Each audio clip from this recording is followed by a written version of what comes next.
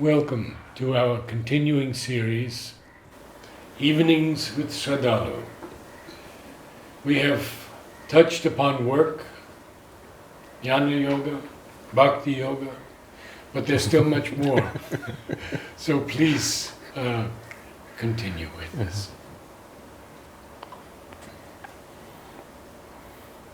I wanted to highlight also what is not yoga, but which passes under the name of yoga.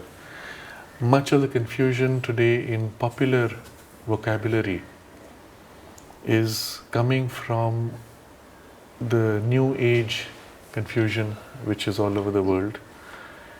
The problem with the new age movements is that they take certain partial truths or fragments of truths and build around it a whole system, or even a whole business. And the problem of developing a business is that you have to somehow separate yourself from others. You have to develop your USP, unique selling proposition. How do you differentiate from your neighboring yoga teacher? So you have to somehow bring in some element of novelty or uniqueness with which you can say, mine is special, that guy is ordinary. But religion has done it for centuries. Yes. And so in the New Age confusion, what you see is rejection of formal religions, because now that's fashionable, and replacing it by non-formal, more fashionable new forms. So there are actually people looking for new things to appropriate into their framework to distinguish themselves from others. And then what they do is they dig into all the yoga systems, all the traditions, pick out some element, some keyword, some novel idea which no one else has highlighted specially, build around it this exaggerated place, and now this is my imprint, my teaching.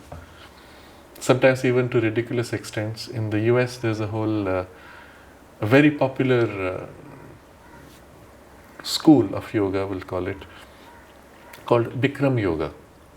Now this is a guy who went from India. His name is Bikram, so he's called it Bikram Yoga. He's put his own stamp on it. What distinguishes it from others is that you do your asanas in a hot room. You raise the temperature to what, 32 or 33 degrees, you start sweating, and then you have to do your exercises, and that's it. That's Bikram Yoga. And then he has patented it. Copyrighted the term, which is fine, but then he has patented his whole thing. So others cannot do it with a high temperature. Can you believe that? Your uniqueness is doing exercises at high temperature. But that's okay. So we laugh at it. But that was the early stages of this. Now it's gone much more complex. Now you have got crystal yoga, you have laughter yoga, you have dog yoga, you have what? Acro yoga. Acro yoga. Acrobatics mixed into yoga. Oh, I didn't know that. So you have also Hammock yoga. Also in the hammock yoga, goat yoga.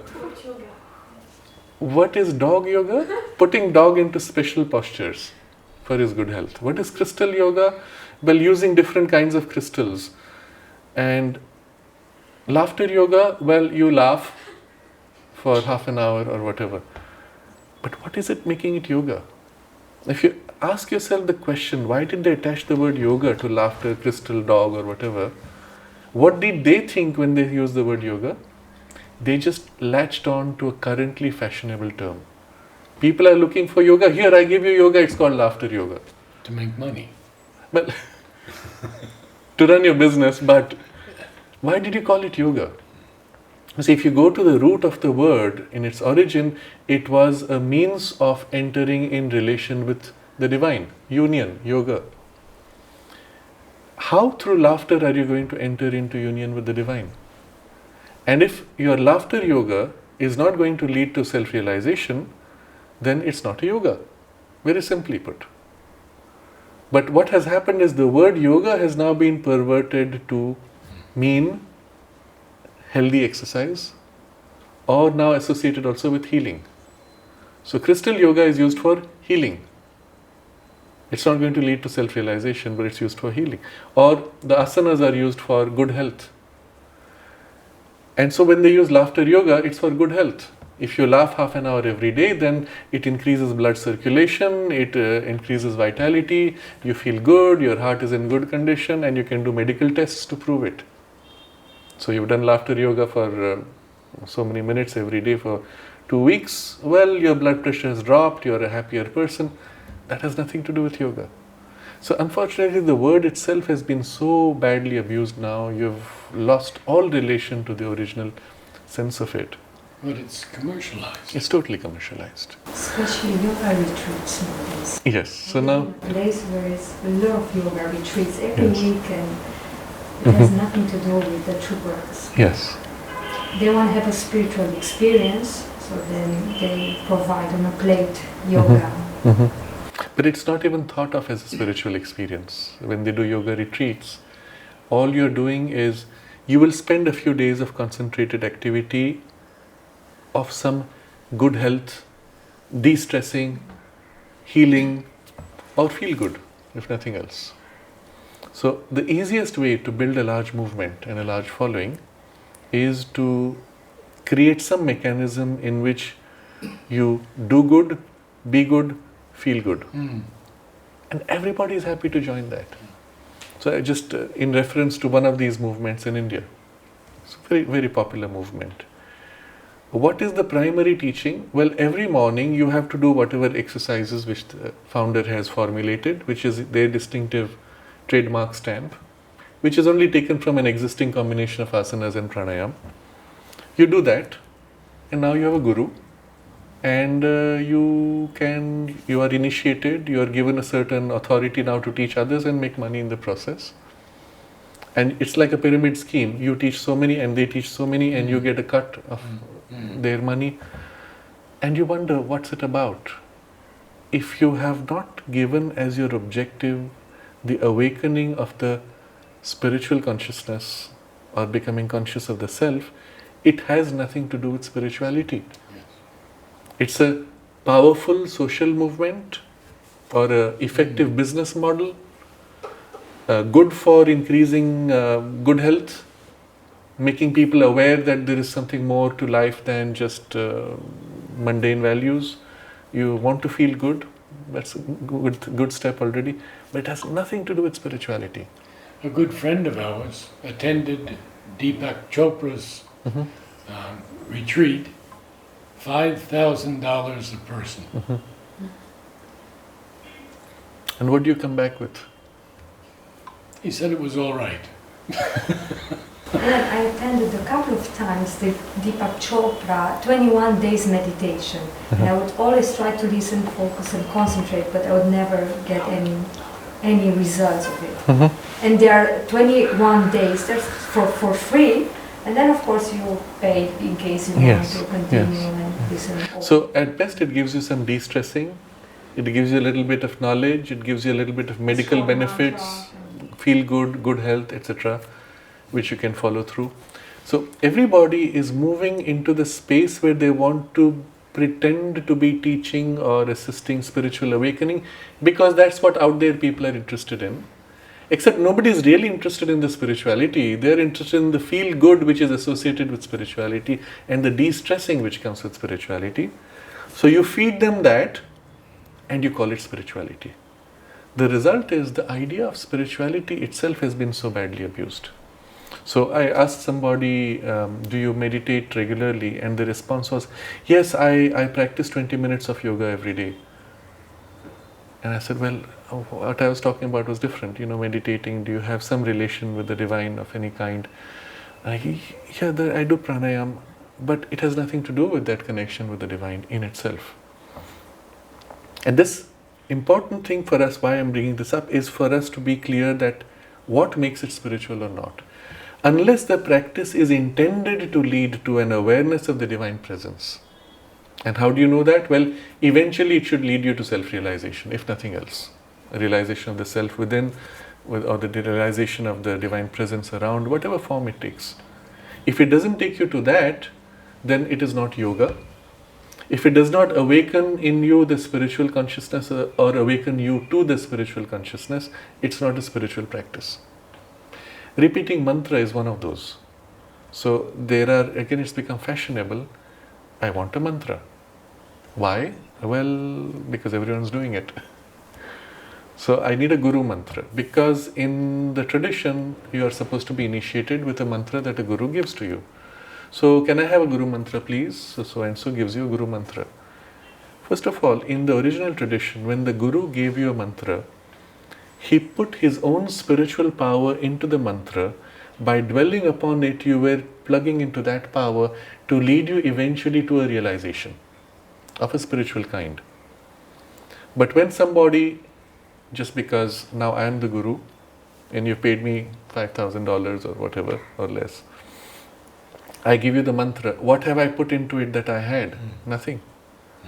So an empty man giving an empty mantra, you have the satisfaction of saying, oh yes, so and so, where I paid so much money, gives me this mantra and I do it every day. To what end? And if you ask them, what are you doing the mantra for? They don't know. Or occasionally they will say things like, yes, I want to realize God. But what are you doing for God realization? Oh yeah, I do my mantra 108 times a day. If your true quest was to realize the divine consciousness, you would not stop with your 108. You would be looking for something which gives you the contact or the experience. And I've met people who say, I've been at it for the last so many years and I'm frustrated because I've not felt anything yet. And so my response is simply, what you're doing is not leading to any result. Please change. Perhaps a little divergence, but it's important, I feel. Yes. Of so many young people and new people coming to the ashram, and there's no physical body of the guru, of Mother or Sri Aurobindo.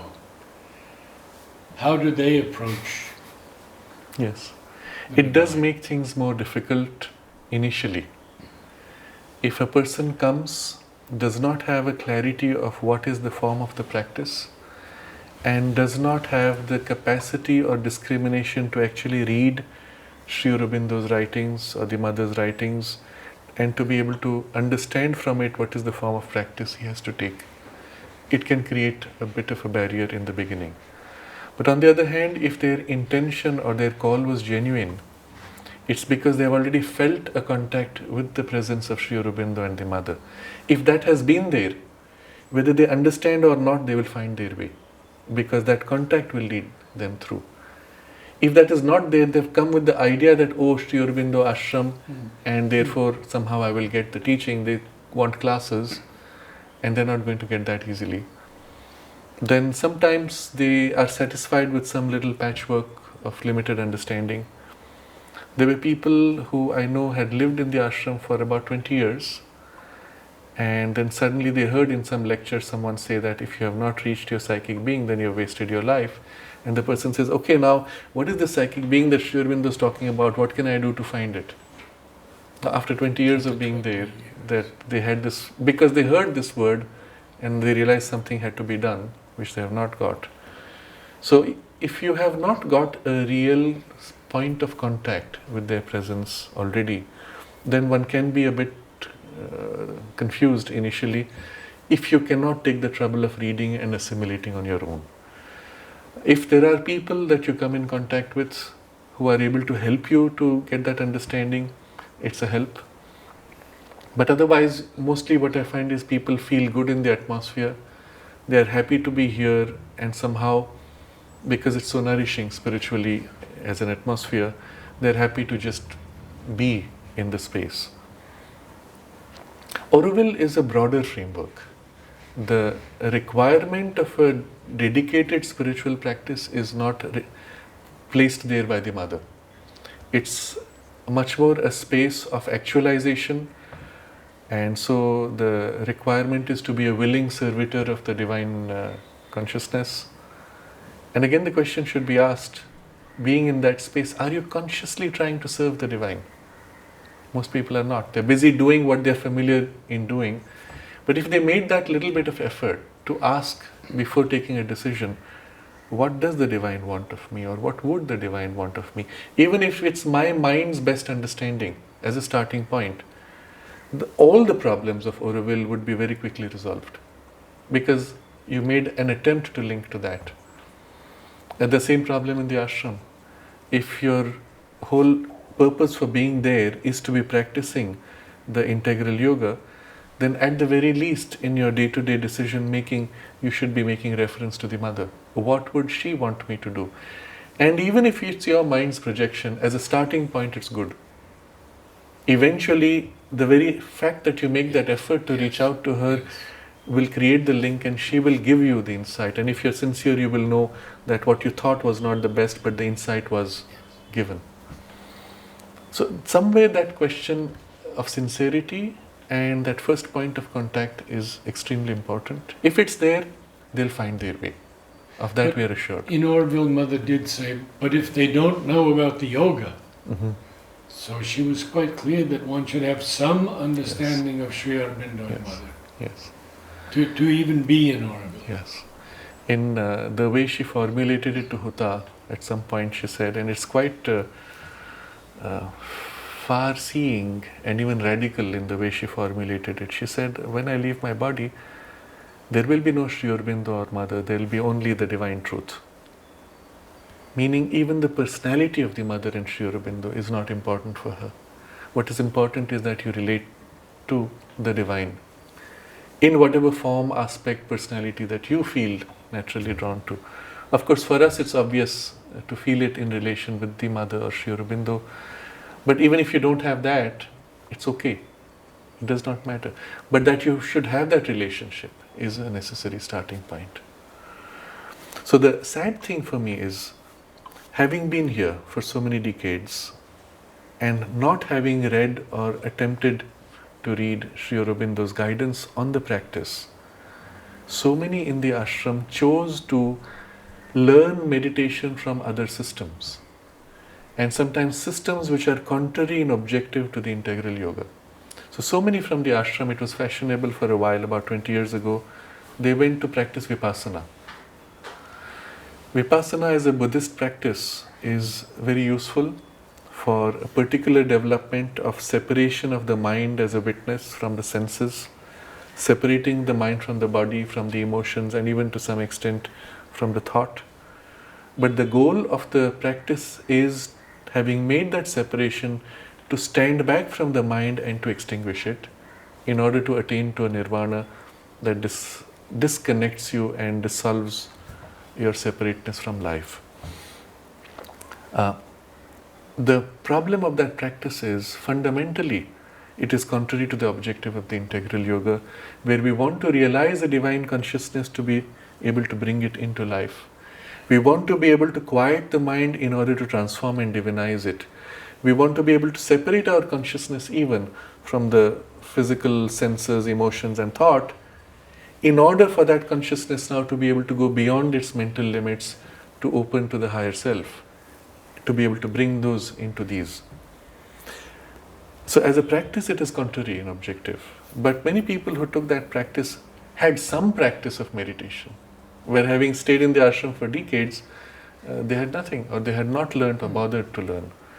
So one of the examples that I want to share with a name even, Maggie Lichi, who was here for so many years, and she's in Aurobindo now. Still in Aurobindo, had become a great fan of the Vipassana meditation, and having preaching it now to everybody, one of the devotees who had a deeper insight asked her, well, now that you have practiced it for so many years, has it helped you to grow in your psychic being?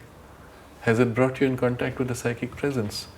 And she went, oh yeah, that's a good question, I don't feel it. And that should have been the warning that what you're doing is taking you away even. If your growth was in a direction which is healthy for the integral yoga, you would have had some deepening of contact of the devotion, of the mind, of the consecration, of some influence of the psychic being.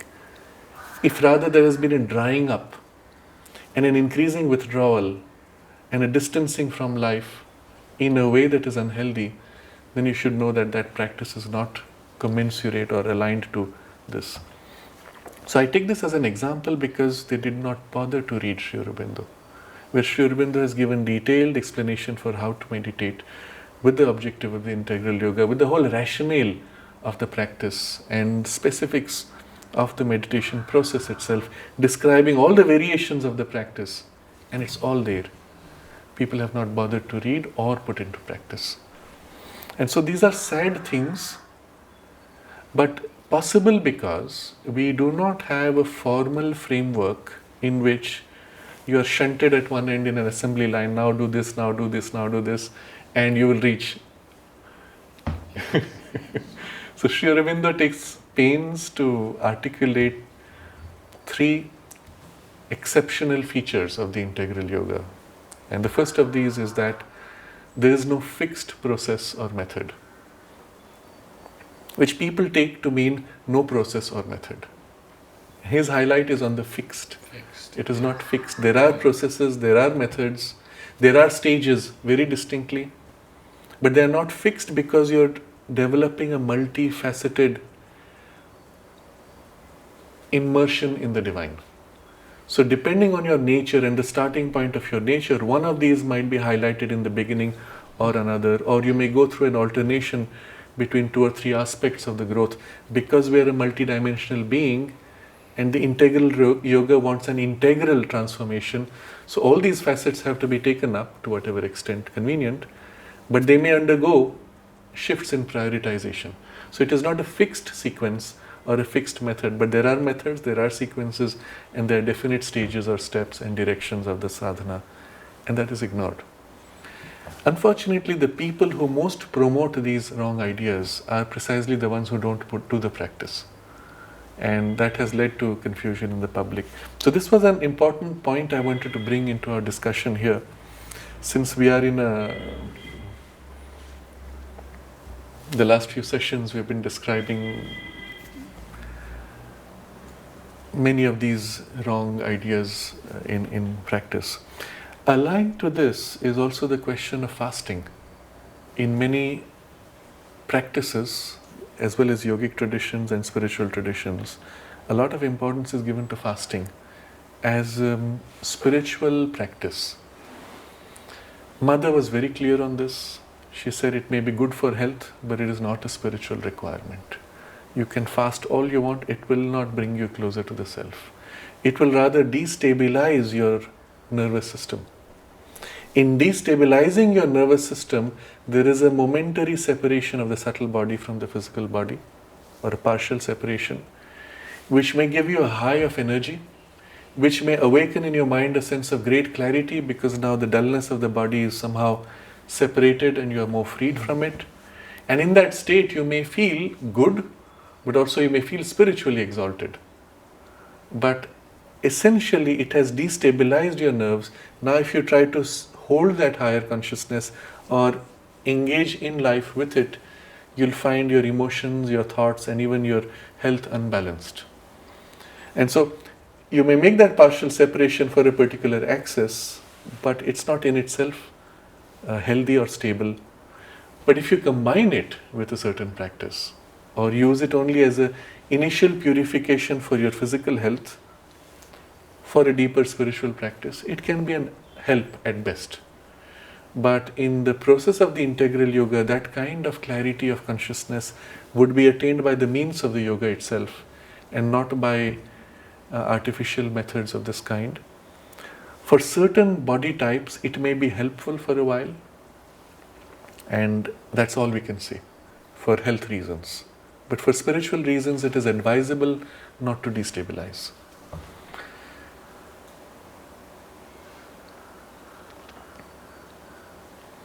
Mother says a moment of true surrender, sincerity is worth all the meditations in the world. Yes. Yes. One drop of practice, she says, is better than an ocean of theories, advices, and good resolutions. And so her emphasis was always on the practice, and even a moment's conscious contact with the divine consciousness is more valuable than all kinds of partial wanderings. It does not mean meditation is not necessary. Champaklal had this question to Sri Aurobindo: if anyway the higher consciousness will come, why do I have to do any meditation? I'll just continue my work, it will come when it comes. this is all again in the context where they were doing the yoga for you. Okay. So, Sri Aurobindo's response was clear. He said, if you do not prepare yourself, when it comes, you will be unable to contain or make proper use of it. So, to create within you a climate of receptivity, a climate of a base of stillness, and even a purification of your consciousness, in which this higher thing can come and settle and be held and be allowed to fully develop. For that reason, you need to meditate regularly. And so, meditation is a great help. But in the way the mother highlighted the use of meditation, you will see in the practice as she brought it into the ashram itself, she would sit with them for meditation every day, imprinting into them her force, imprinting into them the experience. And sometimes in the early days it was 2 or 3 times in the day. So the morning there would be the darshan, where she would come to the balcony, people would be standing below before they go for work. She would bring down her force into all of them, infuse them with her energy and the higher consciousness, with the intention that they may enter their workspace with this alignment to her and with the energy and consciousness that she has given to her, that she has given to them, and that is how they would grow. At the end of the day, there would be the meditation, sometimes pretty late in the evening. People would get sleepy because she was delayed, she was meeting people, whatever. But she would come down and she would again draw people deep inside. And I remember still hearing from one of those disciples of that period, she said how she would be on the edge of the whole group, sitting around the mother in the meditation hall. She would be outside. And she said, just being in that presence, you felt pulled deep inward. You had to make no effort. She would literally pull you inward, and you went deep, and you had the contact and the deepening of the contact. But this was given by her as an experience directly. Yes. She still gives it when we approach her with that call. But this was necessary as an activity, as an exercise, so that in that concentrated deepening of the contact, you build a passage, you build the contact with your most surface parts and your inner parts, that you can extend that into your daily activity. Her emphasis was always what you experience in meditation must now become the norm in your activity of the day. The value of what you receive in meditation is only in terms of how much it changes your consciousness in your normal life. But you recognize the place for meditation as a concentrated period of deepening and preparation, either to receive an experience or to create the climate in which the experience can be received, and then extending that into the whole day. Eventually, there should be no distinction between the concentrated meditation and the work itself.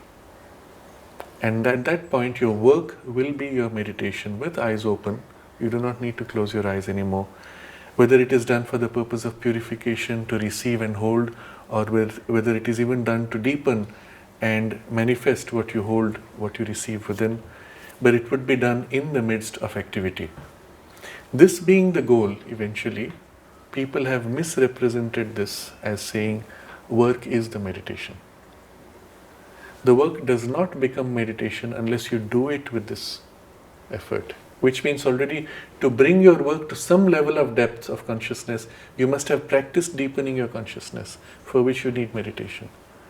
So what is important to recognize is you do need meditation as a practice to begin with. Its fulfillment is in its extension into your workspace in your life, until eventually there is no gap between the two. But then to say that the work is the meditation without really deepening it, it would be an error, which is one of the common errors here.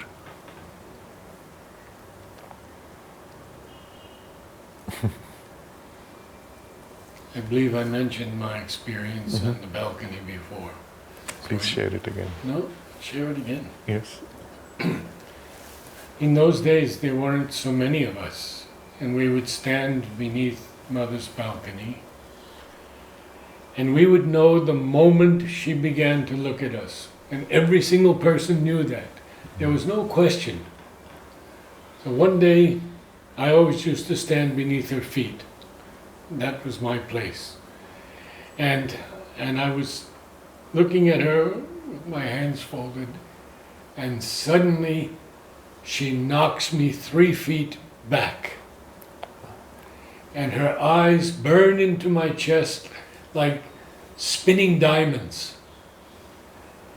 And I told a friend who lived here in Maryland, and she said, "Oh, that's a common experience." She said, "Go to the library, and Janina has done that exact painting of her experience, the same experience." But it wasn't common for me. It was an extraordinary moment. I mean, my whole body went 3 feet back. And her eyes didn't burn me. They just went in. It's a magnificent moment.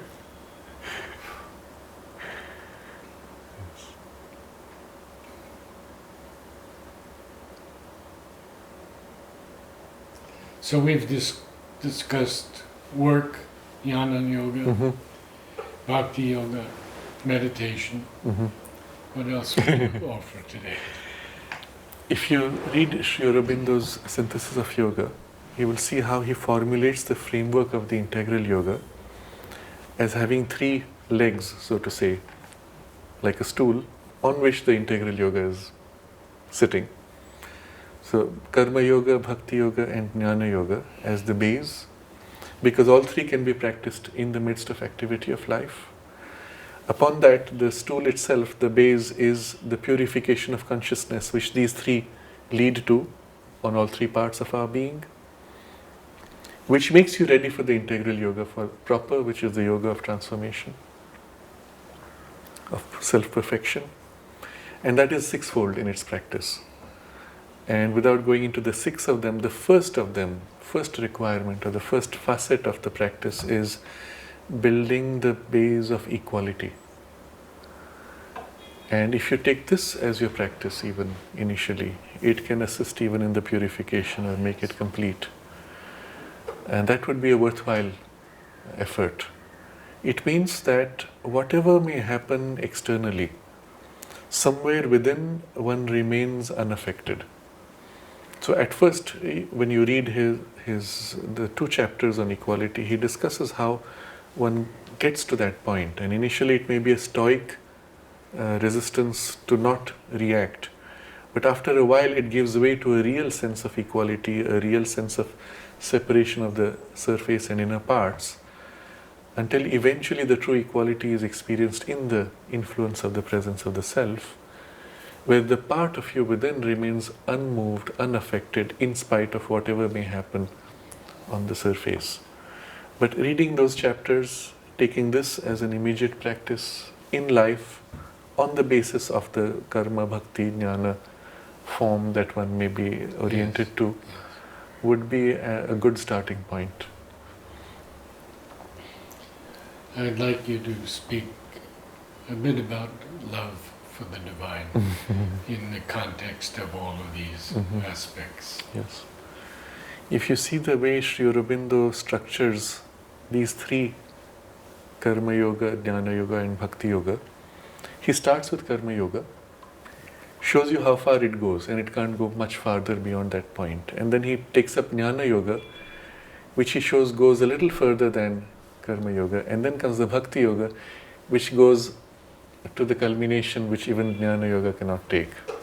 But then he also shows you how each of these assists the others.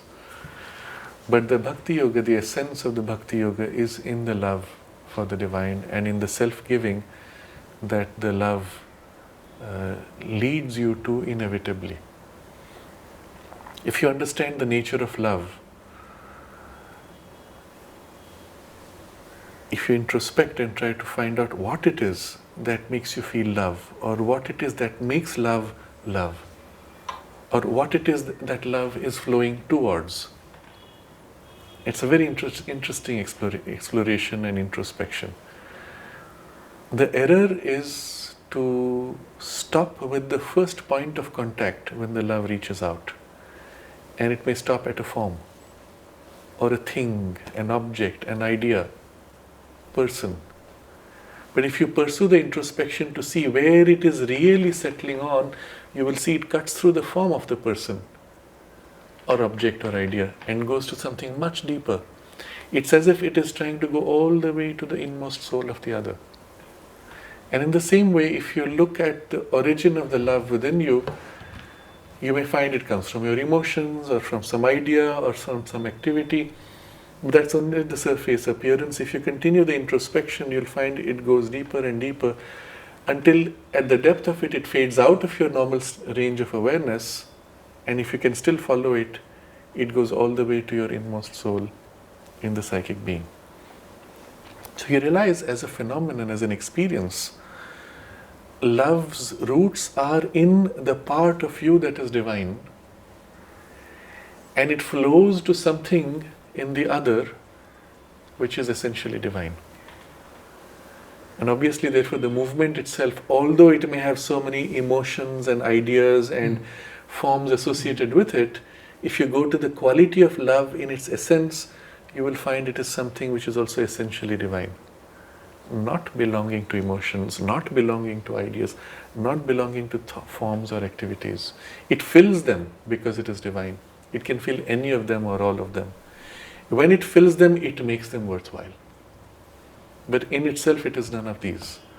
And you realize, in the human experience, the pure thread of love, the pure essence or juice of love, is one thing which is not human. It is divine. And then we understand most deeply the mother's statement. She says, "It is not the love that others feel for you that makes you happy.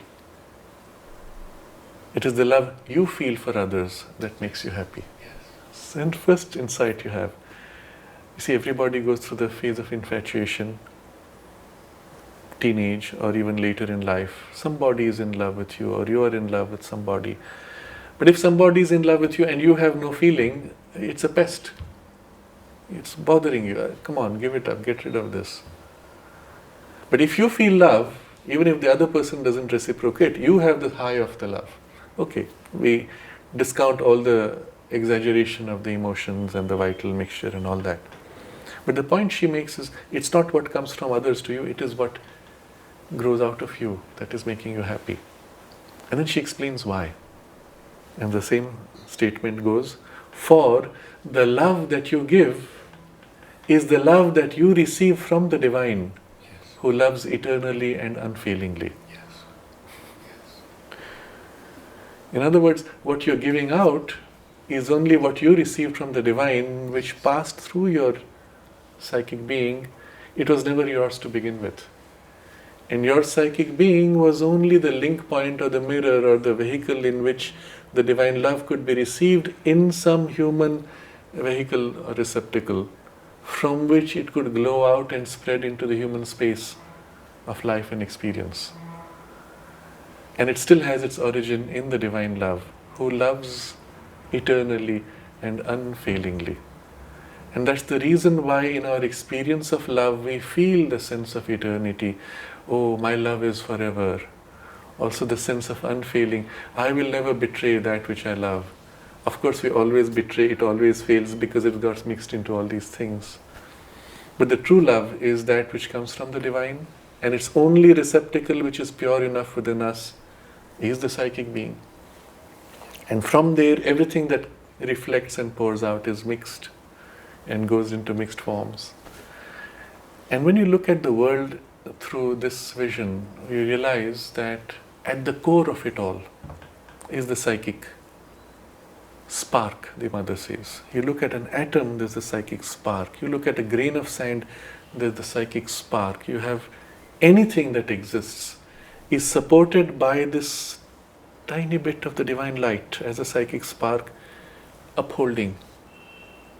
If that went away, the thing would cease to exist.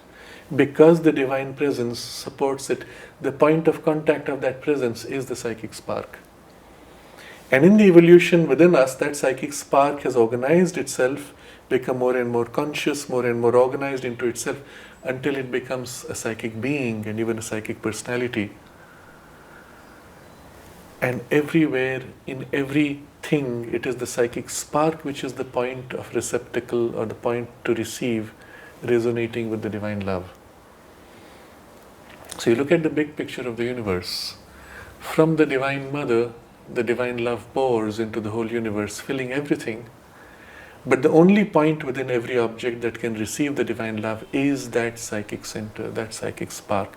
Within us now sufficiently organized as a psychic being that it can not only consciously experience, enjoy and give itself back in love to the divine, but also radiate that love into life, which the grain of sand cannot do, which the stone cannot do, although it is still upheld by the love. So the mother explains how, in reality, the entire creation not only is formed out of the divine love, but it's sustained by her love and is brought back to her, brought together by the divine love. So she puts it this way: when the subatomic particle is drawn to the subatomic particle, it is the divine love that brings it together, which, using the point of the psychic light, the psychic principle at the core of each, it brings it together, and the force that draws it together is the divine love. The force that binds to make the atom is the divine love. The force that brings together all the atoms to form molecules and chains is the divine love, which makes the cell and the form of the being is the divine love. But also it, seated within, is organizing itself, building its own vehicle, which is our psychic being. In the divinization of the human being, therefore, she explains, the mind is intended to become a vehicle of the divine knowledge. The vital pranic body is meant to become a vehicle of the divine power. The physical body is meant to become a vehicle of the divine beauty. And the psychic being, the soul within, is the vehicle of the divine love. And you can imagine or intuitively glimpse or sense what the nature of human life will be in this divinization. That from each one's heart, it is the divine love that pours out, now through a transparent instrument of mind, life and body, no more clouded and mixed, relating to and sharing with all these centers of divine love that pour out equally, and a mind that is awakened to the omniscience of the divine, participating now in the play with the power of the vital, which is an expression of the omnipotence of the divine, and a body that reveals the beauty of the divine.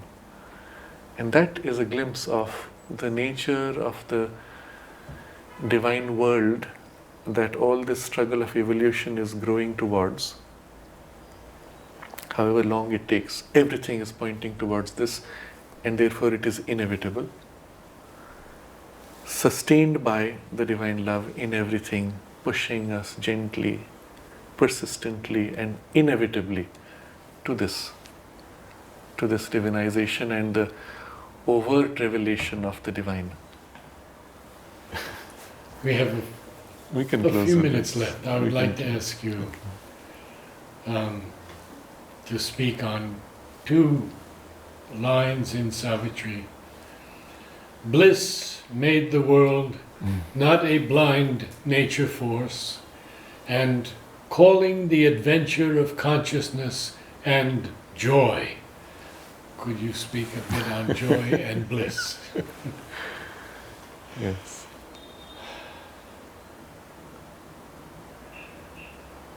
You know, in the initial outburst from the divine which made the worlds, it was the movement of delight, of the Satchidananda. And so it is that which is at the base of everything. It is the delight which sustains everything. And it is a delight which is, so to say, creeping out through all sensory experiences, all emotional experiences, and all our mind's learning experiences. They are just facets of delight in reflection, brief glimmers and glimpses.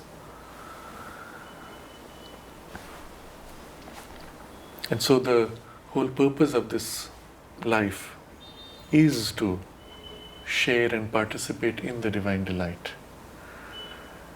Human experience of joy is only a first pointer in that direction.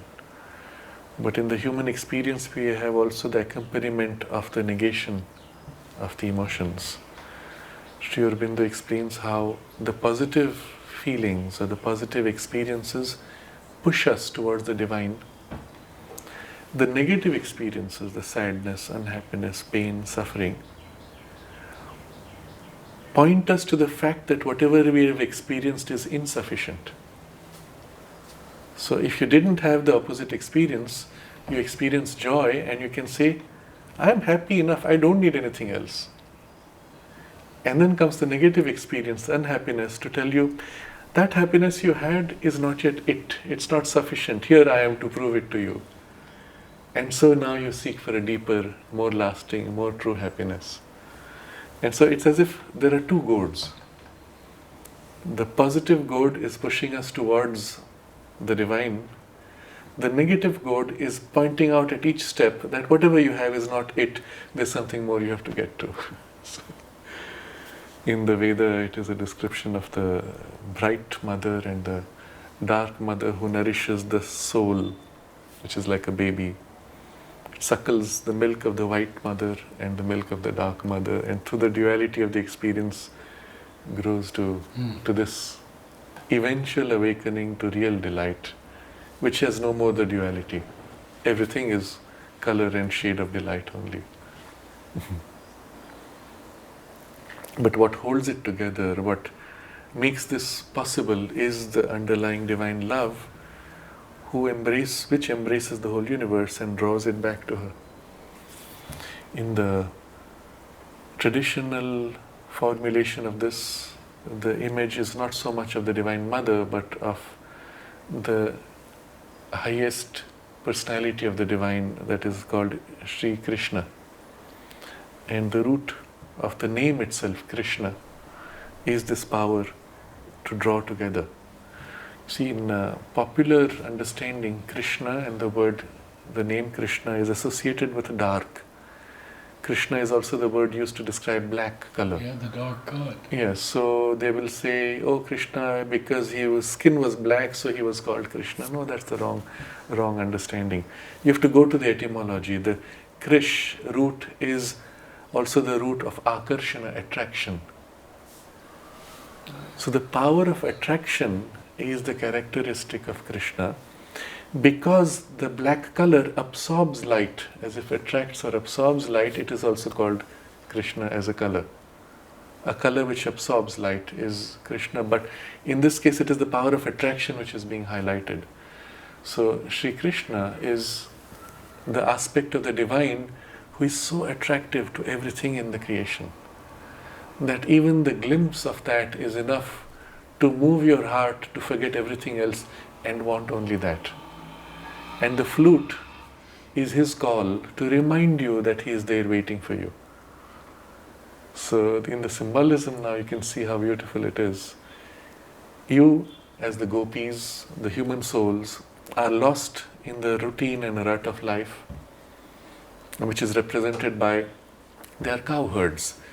They milk the cows, they take the milk, convert it into yogurt, churn the yogurt and separate the butter from the what remains as the whey.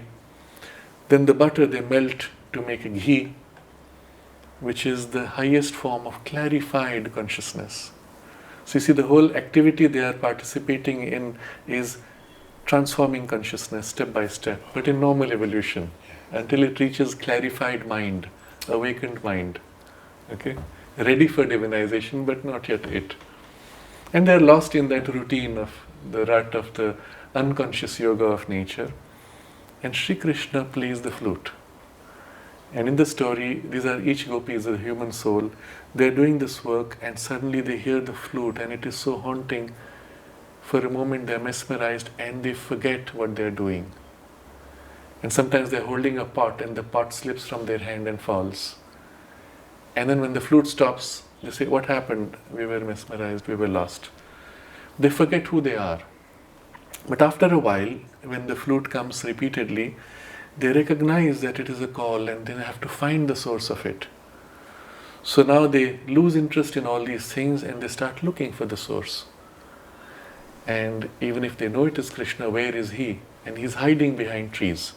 And then there's the play of hide and seek. Every time that they can't find him, they're about to give up, he reveals himself briefly, and that looking at him, the gaze falling on him is so mesmerizing.